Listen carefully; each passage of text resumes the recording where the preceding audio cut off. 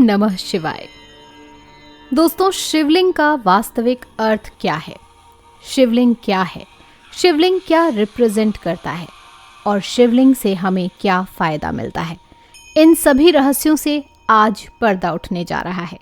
बहुत से लोगों ने शिवलिंग का गलत अर्थ बताकर लोगों को भ्रमित कर रखा है और इन लोगों की सूची में विदेशी लोगों के साथ साथ हमारे देश के लोग भी शामिल हैं।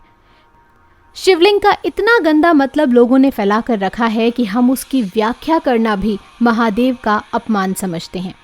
लेकिन अब और नहीं, आज के बाद आपको शिवलिंग का सही मतलब और उसकी विशेषता पता चल जाएगी। आज के बाद अगर कोई आपसे फालतू की बातें करे तो उसे ये वीडियो जरूर भेजना। आपसे विनम्र निवेदन है कि इस वीडियो को लाइक जरूर करें और कमेंट में हर हर महादेव जरूर लिखें। आपके ऐसा करने से ही ये वीडियो वायरल होगा और सभी तक पहुंचेगा, सभी को दिखेगा और हम चाहते हैं कि शिवलिंग का असली मतलब और उसकी विशेषता के बारे में पता चले।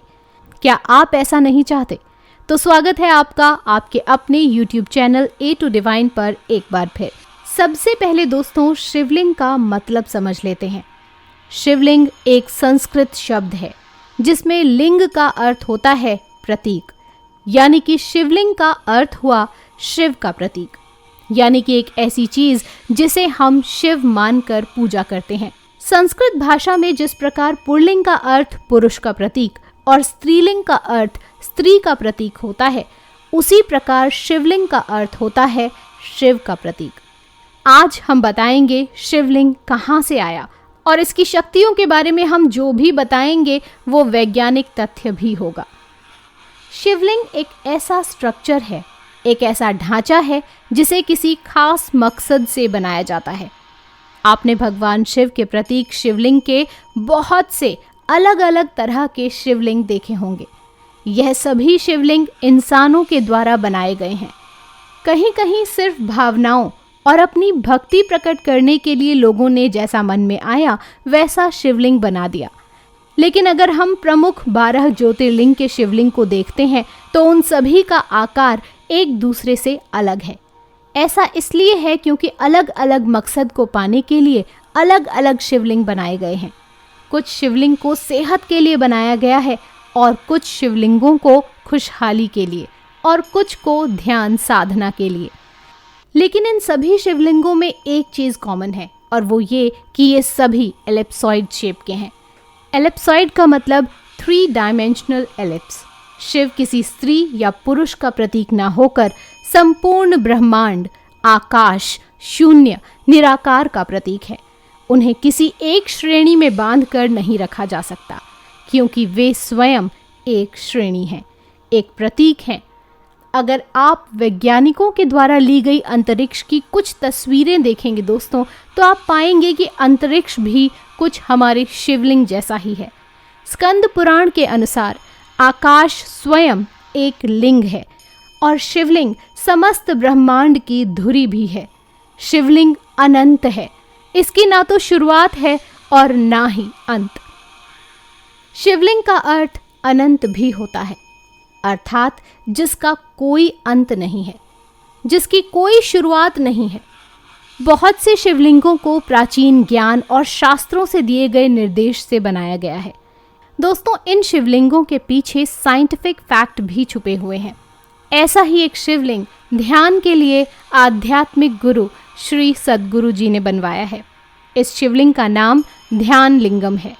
सद्गुरु जी का कहना है कि अगर आप इस ध्यान लिंगम के आसपास बैठे रहेंगे तो आप खुद ब खुद ध्यान मुद्रा में चले जाएंगे और आपको समय का बोध भी न होगा।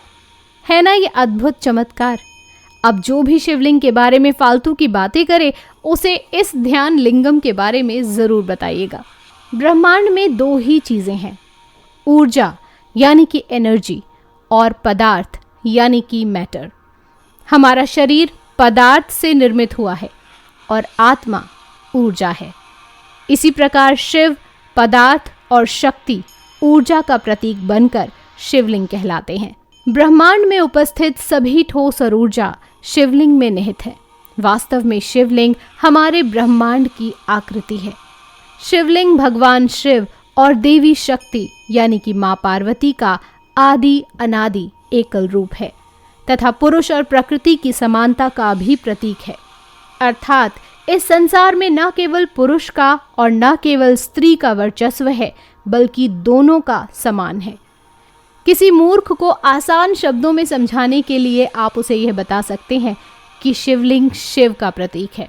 संपूर्ण ब्रह्मांड का जो आकार है, उसी आकार के जैसे पत्थर का एक लिंग बनाकर हम उसकी पूजा करते हैं, और ऐसा इसलिए क्योंकि उस आकार में ब्रह्मांड की ऊर्जा को समाहित करने की शक्ति होती है।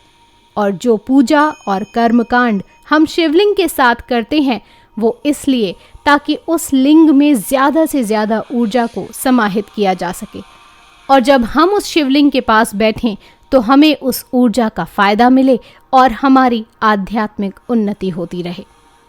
दोस्तों, अगले वीडियो में हम शिवलिंग के स्ट्रक्चर यानी कि ढांचे के बारे में बताएंगे कि शिवलिंग के विभिन्न हिस्से क्या दर्शाते हैं। ओम नमः शिवाय। हमारे चैनल को सब्सक्राइब करने के लिए नीचे दिए लाल बटन को क्लिक करें, इसके बाद जो बेल आइकन आए उसे दबा दें। और हमारे अन्य रोचक वीडियो देखने के लिए इस समय आपकी स्क्रीन पर दिखाए जा रहे वीडियो पर अभी क्लिक करें। आपसे फिर मुलाकात होगी ऐसी ही एक अन्य रोचक वीडियो के साथ। तब तक के लिए धन्यवाद।